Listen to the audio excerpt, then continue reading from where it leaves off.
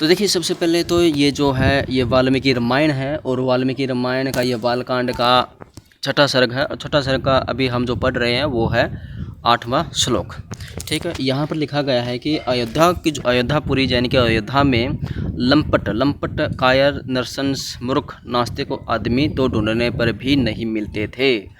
तो चलिए, सबसे पहले हम यहाँ पर जान लेते हैं कि लंपट व्यक्ति क्या होता है। लंपट का मतलब होता है ऐसा व्यक्ति जो कामी है, ठीक है, जिसके विचारों में, जिसके मन में हमेशा सेक्स की भावना ही रहती है। ठीक है, जिसको हम दूसरे शब्दों में व्याभिचारी भी बोल सकते हैं, कामाचारी भी बोल सकते हैं। तो आम शब्दों में बात कहूँ तो कल ही परसों एक वीडियो वायरल हुई थी कि एक ब्राह्मण था और उस ब्राह्मण ने एक गाय के साथ बलात्कार किया है और शायद अभी वो जेल में है। ठीक है, तो ऐसे ही व्यक्ति को कामाचारी व्यभिचारी बोलते हैं, लंपट बोलते हैं। कायर का मतलब आप यहाँ पर जानते ही होंगे कि कायर का मतलब यहाँ पर क्या है, नरसंस है। ठीक है, मूर्ख है और यहाँ पर एक नास्तिक है। नास्तिक मतलब एक ऐसा व्यक्ति जिसका किसी भगवान में विश्वास ना हो। यहाँ पर कुछ लोग कहते हैं कि नास्तिक, अगर आप नास्तिक हैं तो फिर आपका अपनी माँ में विश्वास क्यों है, आपका अपने भाई में विश्वास क्यों है, आपका उसमें विश्वास क्यों है, वो इसमें विश्वास क्यों है। देखिए, वो वास्तविक होता है। ठीक है, अगर कोई हमारे सामने है, जो हमें दिख रही है, जो हमें महसूस हो रही है, वो वास्तविक है, वो वास्तविकता है, वो सत्य है। अगर सत्य है तो वास्तविक है उसमें। और आस्तिक जो होता है, आस्तिक का मतलब जो यही है कि जो चीज़ नहीं है उस पर भी आस्था कर लेना, किसी भी प्रकार का कोई सवाल खड़ा ना होना। ठीक है, आस्तिक का मतलब तो यही होता है। और नास्तिक का मतलब यह होता है कि ऐसी चीज़ों को नकारना ही नास्तिकता होती है। ठीक है, तो इन दोनों के बीच का जो शब्द है वो वास्तविक है, यानी कि जो ऐसी चीज़ जो वास्तव में है और उस पर विश्वास करना ही वास्तविकता कहलाती है। तो दोस्तों, इसके अलावा एक और पैराग्राफ है, चलिए उस पर भी हम थोड़ी सी नज़र डाल लेते हैं। और वो जो पैराग्राफ है यहीं पर था, कहाँ पर है, ये है, ये जो पैराग्राफ है ये है भाई 24वां पैराग्राफ है। ठीक है, तो 24वें पैराग्राफ में यहाँ पर दिया गया है कि 24वें श्लोक में यहाँ पर दिया गया है कि अयोध्या में न तो कोई नास्तिक ही था, न कोई असत्यवादी था, न कोई अल्प अनुभवी था, न कोई पर निंदा प्रिय था, न कोई सशक्त था और न कोई अशिक्षित मूर्ख ही था। तो यहाँ पर अयोध्या में न कोई जो नास्तिक है, नास्तिक का मतलब तो आप जान ही गए हैं, और कोई असत्यवादी जो झूठ न बोलता हो, कोई अल्प अनुभवी जिसके पास अनुभव की कमी हो, ऐसा भी व्यक्ति नहीं था कोई पर निंदा प्रिय है, यानी कि जो निंदा करना पसंद करता हो, ऐसा व्यक्ति भी नहीं था कोई। न कोई अशक्त था, जो कि शक्तिहीन व्यक्ति हो, ऐसा व्यक्ति भी नहीं था कोई। न कोई अशिक्षित था, अशिक्षित मतलब अनपढ़ हो, गंवार हो, ऐसा व्यक्ति भी वहाँ पर नहीं था। तो मेरा सवाल यही है कि अगर यहाँ पर यानी कि दशरथ के समय में अयोध्या में इस प्रकार के कोई भी व्यक्ति नहीं थे, तो फिर एक ही सर्ग में दो जगह पर ये बताने की चेष्टा क्यों की गई कि भाई इस प्रकार के व्यक्ति अयोध्या में नहीं बसते थे तभी तो इनके बारे में जिक्र किया गया है, थे तभी मुझे लगता है थे, तो इसीलिए उन चीज़ों को दबाने की कोशिश की गई है।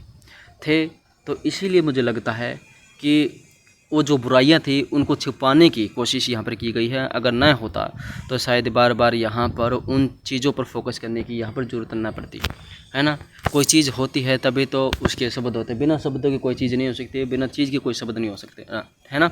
इसी प्रकार से अगर मान के चलिए, अब कुछ दिन पहले कोरोना थी, ठीक है, कोरोना आई तभी उसका शब्द पड़ा, ठीक है।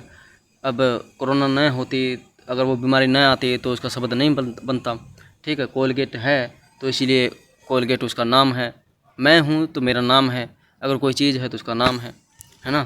तो यही चीज़ है, लेकिन कभी कभार कुछ चीज़ें अलग भी हो जाती हैं, ठीक है। हो सकता है कि भाई दशरथ के राज से पहले जो भी कोई राजवंश रहा होगा, जैसे कि कहा जाता है कि बुद्धिज़्म के बाद हिंदुज़्म का प्रभाव भारत में बढ़ा है, तो हो सकता है कि बुद्धिज़्म के समय ये चीज़ें न रही हों और बाद में ये चीज़ें आई हों और उनको महसूस हुआ होगा कि यार उनके राज्य में तो ऐसी ऐसी चीज़ें थी, इतना अच्छा उनका सुशासन था, ठीक है, तो हमारे राज्य में ये है तो इनको कैसे छुपाएं, है ना। तो उन चीज़ों को छुपाने की कोशिश यहाँ पर मेरे हिसाब से की गई है ना। तो यही मेरे हिसाब से रामायण की यहाँ पर अर्थ निकलता है, मतलब निकलता है कि बुरी चीज़ों को यहाँ पर कहीं ना कहीं पर छुपाने की कोशिश की गई है। इस देश के मूल निवासियों पर, बहुजनों पर बेवजह से उस चीज़ को थोपने की कोशिश की जा रही है जो उनकी है ही नहीं है ना। ये लोग अपनी विचारधारा को यहाँ इस देश के जो मूल निवासी हैं, जो बहुजन हैं, उन पर थोपने की पुरजोर कोशिश कर रहे हैं। और काफ़ी हद तक हमारा जो समाज है, हमारा जो बहुजन समाज है, हमारा जो मूल निवासी समाज है, काफ़ी हद तक इनकी जो झूठी जो विचारधारा है उसकी गिरफ्त में आ चुका है।